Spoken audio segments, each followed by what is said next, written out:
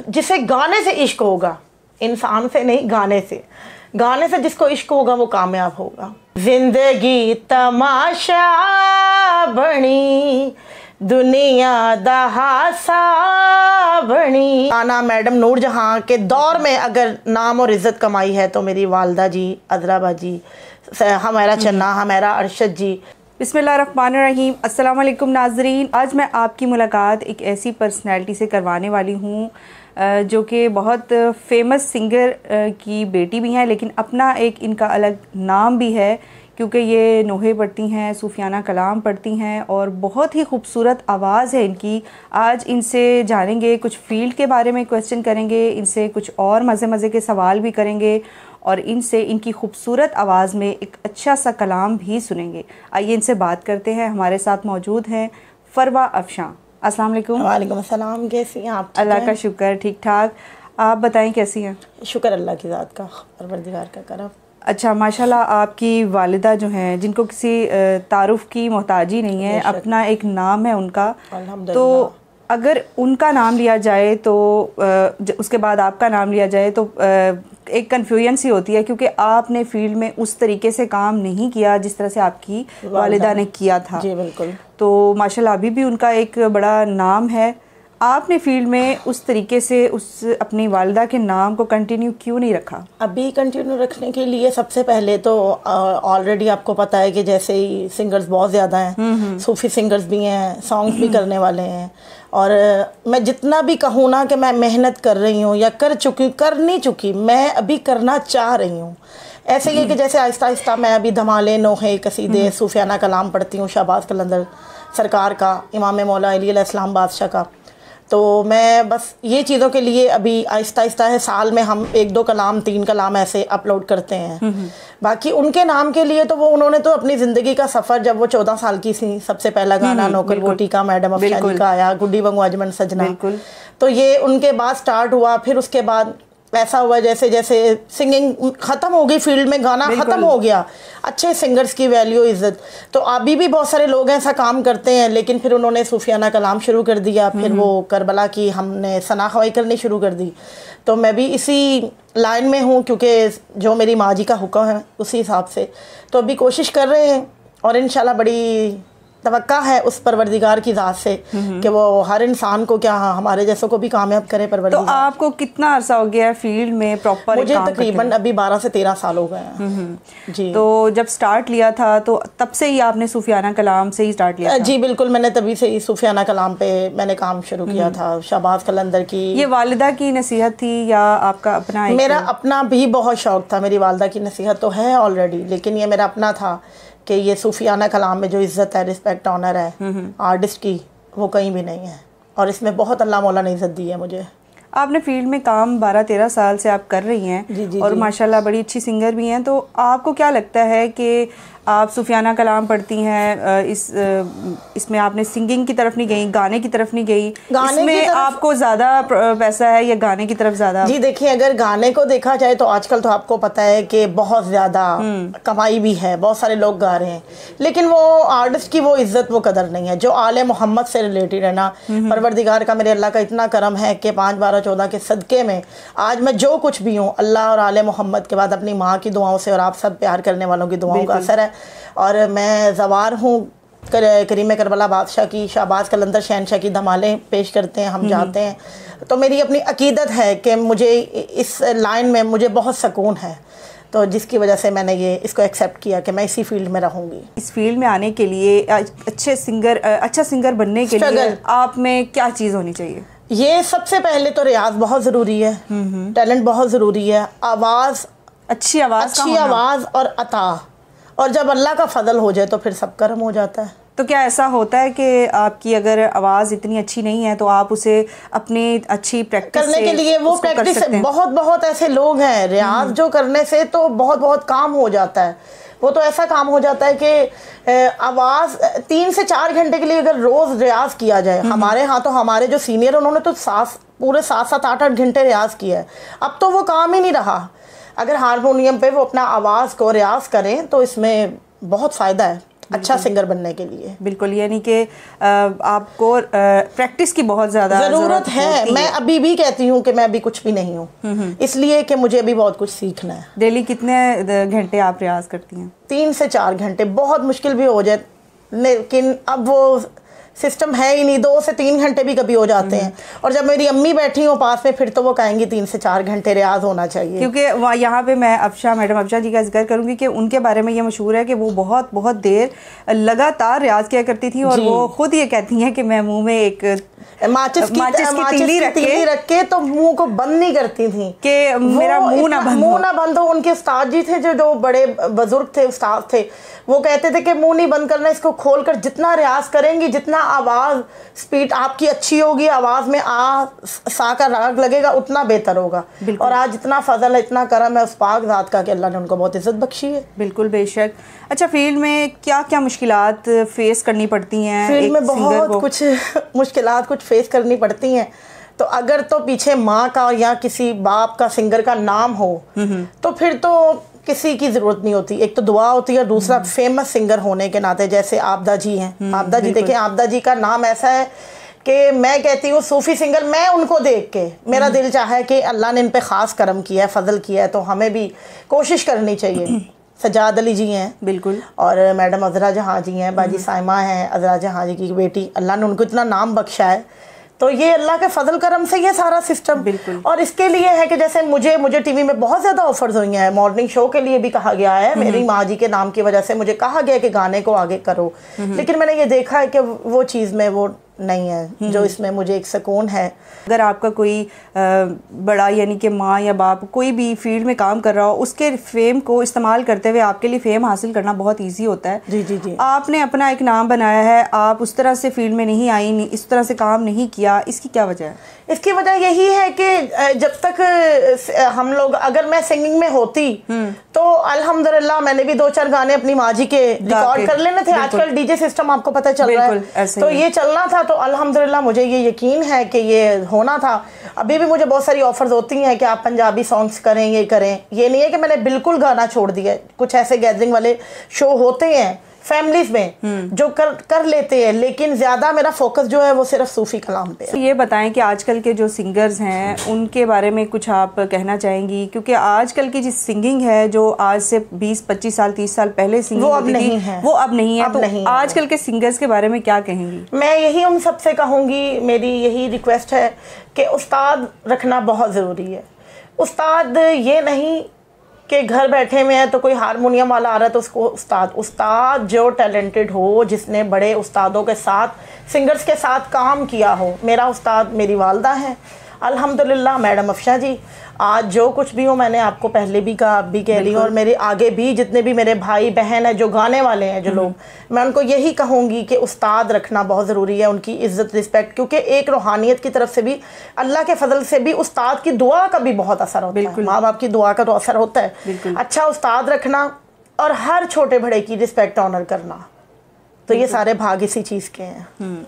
आपको क्या लगता है कि अच्छे सिंगर्स या अच्छे टैलेंट को प्रमोट नहीं किया जाता, या कोई रुकावट होती है? नहीं, रुकावट तो यही होती है कि सलाम दुआ, आपको पता है ये जो दौर जा रहा है इसमें तो ये सलाम दुआ वाले चक्कर हो गए हैं। पहले तो ये था कि जी फलाना सुरीला है, फलाना बहुत अच्छा गाता है, इसको उस शो में रखा जाए। अब तो सलाम दुआ पे ज़िंदगी चल रही है लोगों की, लेकिन परवरदिगार का करम है इस पाक ज़ात का कि जो अपने ओहदे पे अपनी मेहनत से आगे होंगे उस पर फिर दुनिया भी खुश होती है। बिल्कुल, क्योंकि अमलों का दारोमदार नीयतों पर है। अमूमन होता है फील्ड के जो लोग होते हैं उनकी औलादें जो है ना, वो इसी फील्ड के लोगों से या किसी बड़े बिजनेसमैन से शादी कर लेते हैं। बिजनेसमैन से तो हो जाता है, इसलिए कि जी, लेकिन आपने नहीं की, आपकी वो लाइफ नहीं है, डिफरेंट है, तो इसकी क्या वजह थी ये भी बताएं। देखें जी, फील्ड में तो नहीं होना चाहिए, मैं तो ये कहती हूँ, इसलिए कि जो एक ख़ानदान का पीछे बैकग्राउंड भी देखना चाहिए, बाबा की तरफ से, मामा की तरफ से।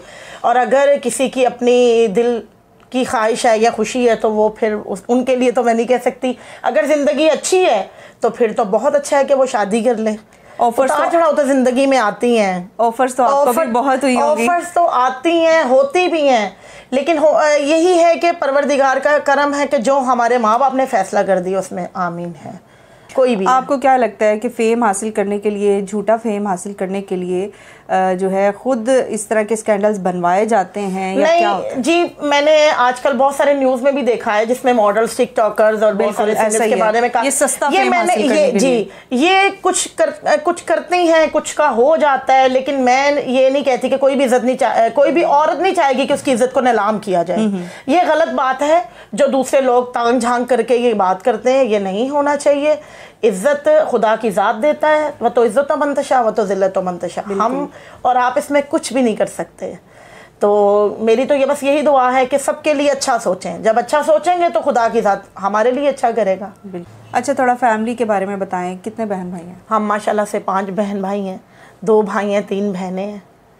और आप किस नंबर पे हैं? मैं सेकंड नंबर पे हूँ सिस्टर्स में। अच्छा, सेकंड नंबर पे हूँ।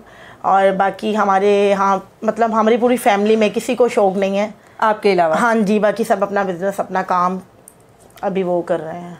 आपको शुरू से शौक था वालिदा को देख के, तो इसलिए मैं हल्का हल्का कभी कभी गुनगुनाया करती थी घर पे बैठे हुए। तो एक दिन मेरी मम्मा ना, मैं किचन में गुनगुना रही हैं, तो मैं कह रही हूँ, अम्मी ने मुझे सुन लिया। मैं नोहा कलाम पढ़ रही थी ना, तो अम्मी ने कहा कि तुम अगर रियाज करना चाहो, तुम मेहनत करना चाहो तो तुम करो, इसमें मालिक की बड़ी इज्जत है और तुम करो, मैं तुम्हारे साथ तावन करती हूँ। तो बस फिर ये अम्मी के मैंने कहने पे फिर मेरा भी हुआ, लेकिन ज़्यादा मेरी माँ की ख्वाहिश है। यानी जेनेटिकली आप में, जीन्स में वो एक अच्छे आर्टिस्ट वाली चीज़ थी और अच्छी आवाज़ भी थी। तो वालिदा के कहने पे कहा कि मेहनत करो, तुम अच्छा नहीं गाती, तुम अच्छा गाती नहीं हो, उन्होंने मेहनत करो कि इसको मजीद आप अच्छा कर सकते हो। उन्होंने कहा कि तुम मेहनत करो तो अल्लाह इज्जत देगा। अच्छा, बहन भाइयों में आपस में नोक झोंक तो होती है आपस में? वो तो हम लड़ाई तो होती है हर घर में, लेकिन प्यार है अल्हम्दुलिल्लाह।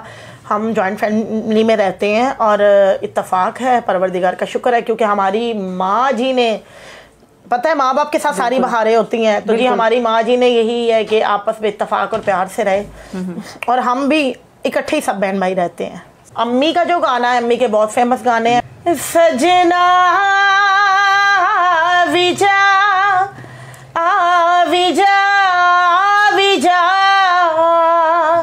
दीदार नु अखियां तरस गया, सजना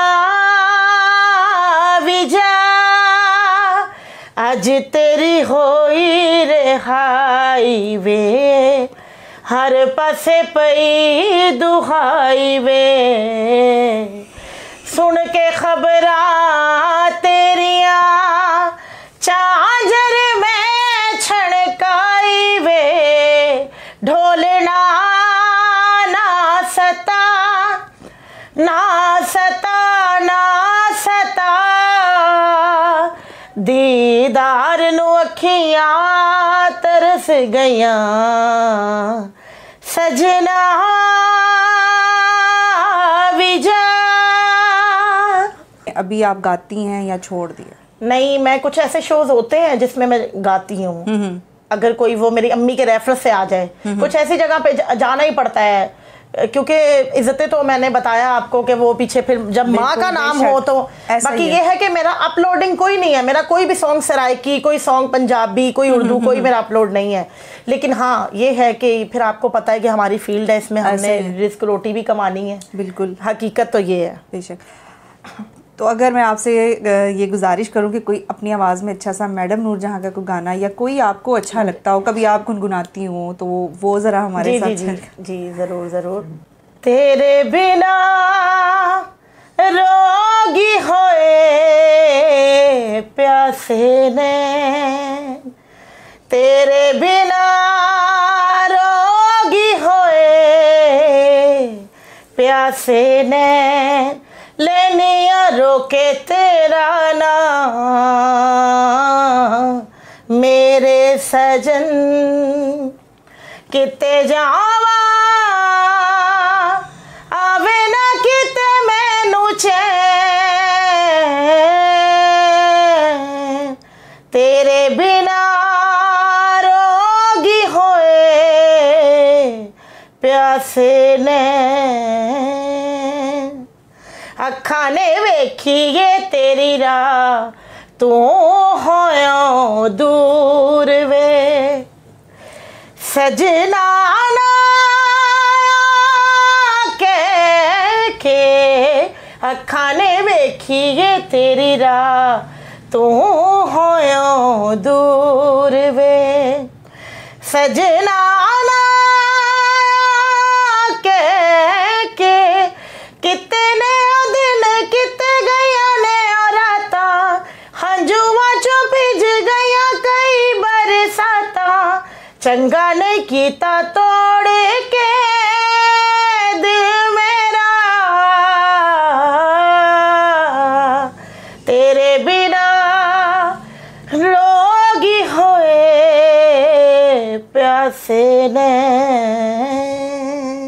वाह जी वाह। मैं यही कहती हूँ कि मुझे कुछ नहीं आता, मैं सीनियर जूनियर से कोई मेरे से अच्छा भी गाने वाला मैं उससे सीख सकती हूँ। एक अच्छा आर्टिस्ट हो, चाहे सिंगर हो या कोई भी हो, उसकी उसमें जो बड़ी बात यही है कि वो कभी भी ये नहीं कहता कि मैं बहुत बड़ा आर्टिस्ट। बस यही है कि ये उस पाक ज़ात का करम है और मेरी माँ जी की बहुत सारी दुआओं का असर है। आज आप हमारे साथ मौजूद हैं तो ये तो मुमकिन ही नहीं है कि हम आपसे कोई कलाम सुने बगैर यहाँ से चले जाएं। तो कोई अपने खूबसूरत आवाज़ में कोई कलाम पेश करें और नाज़रीन को। जी बिस्मिल्लाह। मैं रब दा शुक्र मनावा मेरा पीर अली, मैं रब दा शुक्र मनावा मेरा पीर अली, लेखा तो सदके जावा मेरा पीर अली, मैं रब दा शुक्र मनावा मेरा पीर अली, नप के बाजू पाक नबी ने दसिया सबना ताई, तेरे बाद जहान ते कोई हैदर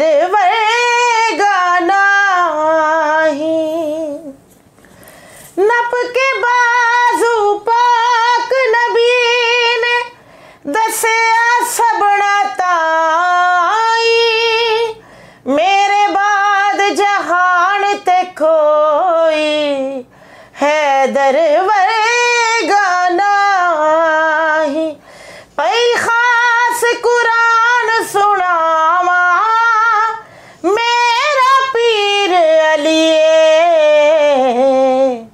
मैं रब दा शुक्र मनावा मेरा पीर अली। माशाल्लाह माशाल्लाह सुभान अल्लाह, बहुत ही खूबसूरत आवाज़ और बहुत ही खूबसूरत कलाम। अल्लाह का करम है, परवरदिगार का, आले मोहम्मद का बहुत करम है। मैं आपसे कोई मैसेज लेना चाहूँगी ऑडियंस के लिए या देखने वालों के लिए या जो सिंगिंग करना चाहते हैं या जितने भी तमाम ऑडियंस हैं उनको कोई आप अच्छा सा मैसेज दे दें। क्या मैसेज यही है कि मेरी वालिदा एक बात करती हैं कि गाने से इश्क, जिसे गाने से इश्क होगा, इंसान से नहीं गाने से जिसको इश्क होगा वो कामयाब होगा। गाना, सुर, लय, इस चीज़ को समझना। दूसरा, जितने भी टैलेंटेड हैं, अगर वो सीनियर हैं, जूनियर हैं, कोई भी हैं, वो उस्ताद लाजमी रखें। मैंने पहले भी अभी इंटरव्यू में आपसे बोला है, मैं अब भी आपको कह रही हूँ कि उस्ताद का होना और रियाज करना बहुत ज़रूरी है। जी नाज़रीन, हमारे साथ मौजूद थी मैडम अफशा जी की साहबजादी फरवा अफशा। बहुत अच्छा लगा इनसे बात करके और फील्ड के हवाले से बहुत अच्छी अच्छी बातें इन्होंने बताई। तो अब हमें दीजिए इजाज़त, लेकिन इनका मैं बहुत शुक्रिया अदा करना चाहती हूँ कि आज इन्होंने अपने कीमती वक्त में से हमारे लिए थोड़ा सा वक्त निकाला और बहुत मज़े की बातें की हमारे साथ। इजाज़त से पहले मैं एक छोटी सी फरमाइश करूँगी कि अपने वालिदा का, जो एक आपका वालिदा का फेमस गाना था, जिंदगी तमाशा बनी, दुनिया का हादसा बनी, बहुत मुश्किल, ये दो लाइनें दुनिया का हादसा ही बन चुका है। ये दो लाइनें मैं चाहूँगी कि आप गुनगुना के सुनाएं, बहुत मेरी फेवरेट हैं ये। जिंदगी तमाशा बनी, दुनिया दा हासा बनी, जिंदगी तमाशा बनी, दुनिया दा हासा बनी, किते भी ना प्यार मिले